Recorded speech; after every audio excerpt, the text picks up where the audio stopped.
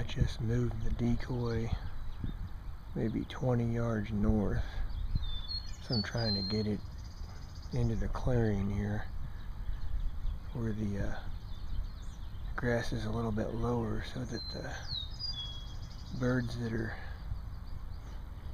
typically in that field to the west might have a chance of seeing this hen and coming over to investigate. We'll see what happens.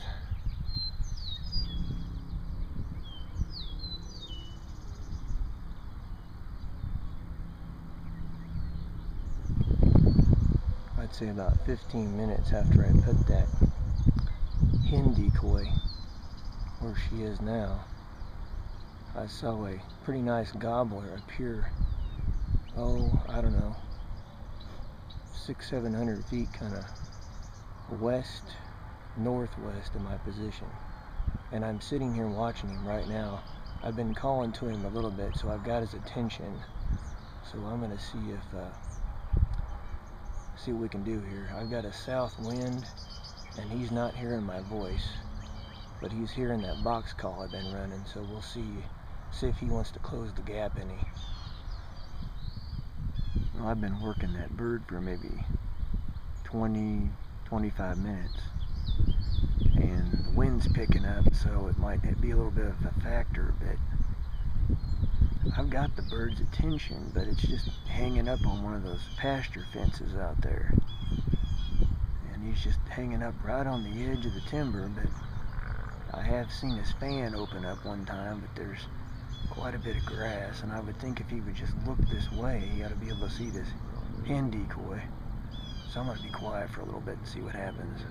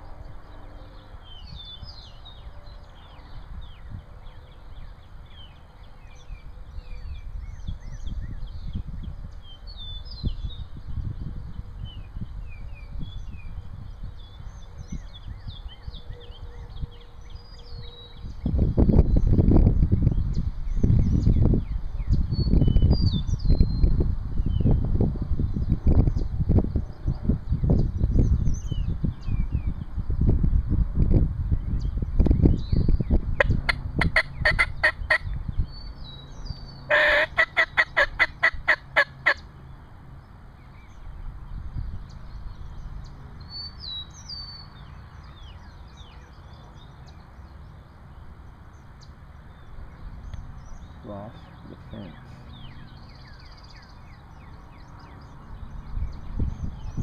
Come on, you little booger.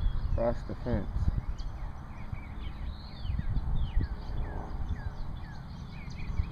I cannot believe you can't see the hen.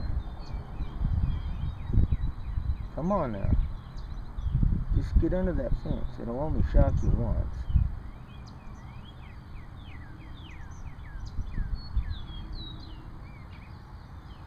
Man, I wish I had a better zoom.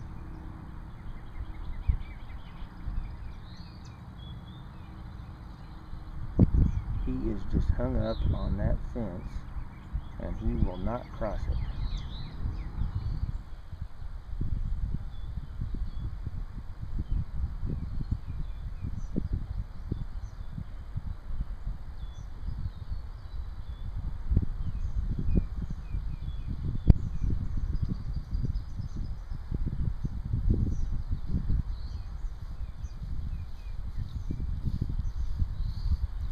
Alright guys, well, I'll tell you how it ended.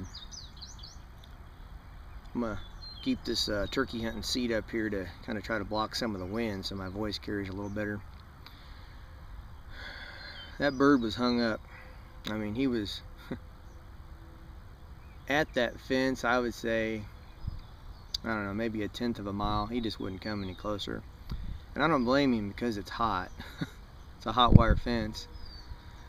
So I don't know if he was spooked by that, if he just didn't want to go under it. He's had a bad experience with getting juiced before, but at any rate, I decided to use the terrain to my advantage, and I slipped down this old tree line here.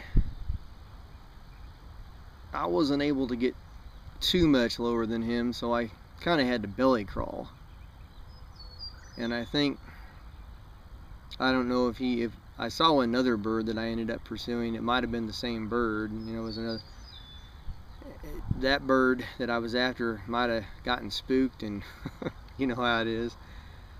Ended up being the what I thought was maybe another bird. It could have been the same bird, but by the time my belly crawled within, say, 40-50 yards of where I thought I would have had a, you know, decent shot, get him to stick his head up, you know, because it's relatively flat out here in a lot of places.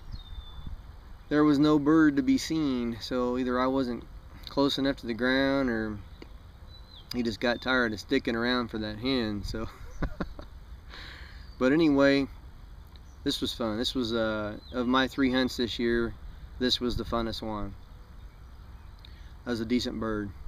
I got the opportunity to, I think, pin the birds down a little bit more. This is my first season hunting this property. We'll see how it shakes out later on, but I got a pretty good idea where they filter in. One spot here where they roost in the morning, where they come up out of the timber. So stay tuned. We got plenty of bass fishing, crappie fishing. Don't forget about those show me state catfish.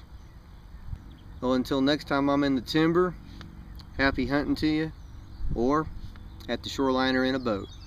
Happy fishing. Take care, y'all.